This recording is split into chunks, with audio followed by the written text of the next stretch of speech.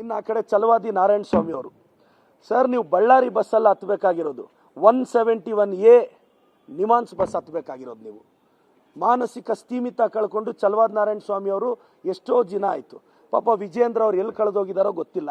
ಯಾಕೆಂದರೆ ಸೋಮಣ್ಣ ಅವರು chair ಹೇಳ್ಕೊಳಕ್ಕೆ busy ಆಗೋಗಿದ್ದಾರೆ. ಈ BJP ಅವ್ರಿಗೆ ಮಾನ ಮರ್ಯಾದೆ ಇದ್ರೆ ಆರ್ ಅಶೋಕಣ್ಣ ಹೇಳ್ತಾರೆ ನಮ್ಮ ಮುಖ್ಯಮಂತ್ರಿಗಳ ಬಗ್ಗೆ, ಉಪಮುಖ್ಯಮಂತ್ರಿಗಳ ಬಗ್ಗೆ, ಅಣ್ಣ ನಿಮಗೆ ಮಾನ ಮರ್ಯಾದೆ ಇದ್ರೆ ಬಾಯಿ ಮುಚ್ಕೊಂಡಿರಿ. ಪೊಲೀಸ್ ಇನ್ವೆಸ್ಟಿಗೇಷನ್ ಅಲ್ಲಿ ಏನಾಗಿದೆ ಅಂತ ಗೊತ್ತಾಗುತ್ತೆ. ನಾನು ಮತ್ತೊಮ್ಮೆ BJP ಅವ್ರಿಗೆ ಹೇಳ್ತೀನಿ, ರಾಜ್ಯದ ಜನತೆಗೆ ಹೇಳ್ತೀನಿ, ಬಳ್ಳಾರಿಯ ಗಲಭೆಗೆ ಕಾರಣನೇ BJP ಅವರು ಕೊಟ್ಟ ಕುಮ್ಮಕ್ಕು. ಫಸ್ಟ್ ಬ್ಯಾನರ್ ಹರಿದಾಕಿದ್ದ ಅವರು, ಇದು CC ಕ್ಯಾಮ್ರಾ ಅಲ್ಲಿದೆ. ಗಲಾಟೆ ಸ್ಟಾರ್ಟ್ ಮಾಡಕ್ ಕಾರಣ ಅವರು. ಶ್ರೀರಾಮುಲು ಅವರು ಸಹ ಬಂದು ಬ್ಯಾನರ್ ಹರಿದಾಕಿದ್ರು ಅಂತ ಸ್ಥಳೀಯರು ಹೇಳ್ತಾರೆ. ನಮ್ಮ ಪಕ್ಷದ ರಾಜಶೇಖರ್ ಸತ್ತೋಗೋದಕ್ಕೆ BJP ಅವರೇ ಕಾರಣ, BJP ಅವರು ಕೊಟ್ಟ ಕುಮ್ಮಕ್ಕೆ ಕಾರಣ. ಇಂಥ BJPಯನ್ನ ಬಳ್ಳಾರಿಯಿಂದ ಒದ್ದು ಓಡಿಸಿದೀವಿ.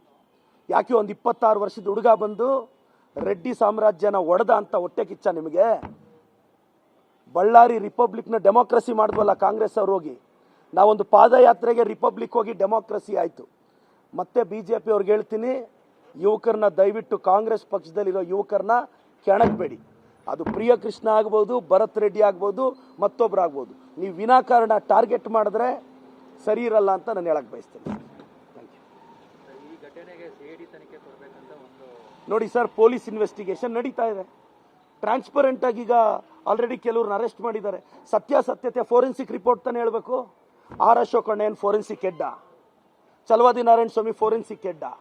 ಅವ್ರಿಗೆ 4 ಹೆಡ್ ಅಲ್ಲಿ ಬುದ್ಧಿನೇ ಇಲ್ಲ. ಫೋರೆನ್ಸಿಕ್ ರಿಪೋರ್ಟ್ ಹೇಳ್ಬೇಕು ತಾನೆ. ಬುಲೆಟ್ ಯಾರ ಗನ್ನಿಂದ ಬಂತು, ಫೈರ್ ಮಾಡಿದ್ಯಾರು? ಫೋರೆನ್ಸಿಕ್ ರಿಪೋರ್ಟ್ ಬಂದ್ಮೇಲೆ ಗೊತ್ತಾಗುತ್ತೆ. ಸರ್, ನಾವು ನಿಷ್ಪಕ್ಷಪಾತವಾಗಿದ್ದೀವಲ್ಲ. ನಮ್ಮ ಭರತ್ ರೆಡ್ಡಿ ಅವರು ಜೊತೆಯಲ್ಲಿ ಓಡಾಡ್ಕೊಳ್ಳೋ ಹುಡುಗ ಸತ್ತೋದ್ರೆ, ಇನ್ನು ಆ ಕಡೆ ಛಲವಾದಿ ನಾರಾಯಣ ಸ್ವಾಮಿ ಅವರು.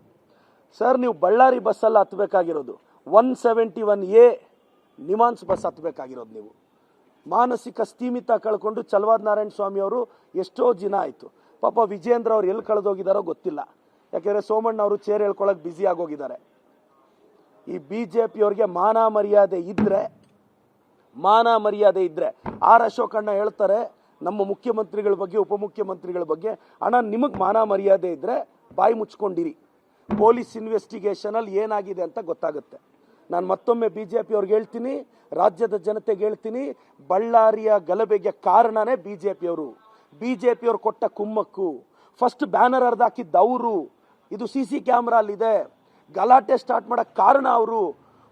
ಶ್ರೀರಾಮುಲು ಅವರು ಸಹ ಬಂದು ಬ್ಯಾನರ್ ಹರಿದಾಕಿದ್ರು ಅಂತ ಸ್ಥಳೀಯರು ಹೇಳ್ತಾರೆ. ನಮ್ಮ ಪಕ್ಷದ ರಾಜಶೇಖರ್ ಸತ್ತೋಗೋದಕ್ಕೆ BJP ಅವರೇ ಕಾರಣ, BJP ಅವರು ಕೊಟ್ಟ ಕುಮ್ಮಕ್ಕೆ ಕಾರಣ. ಇಂಥ BJPಯನ್ನ ಬಳ್ಳಾರಿಯಿಂದ ಒದ್ದು ಓಡಿಸಿದೀವಿ.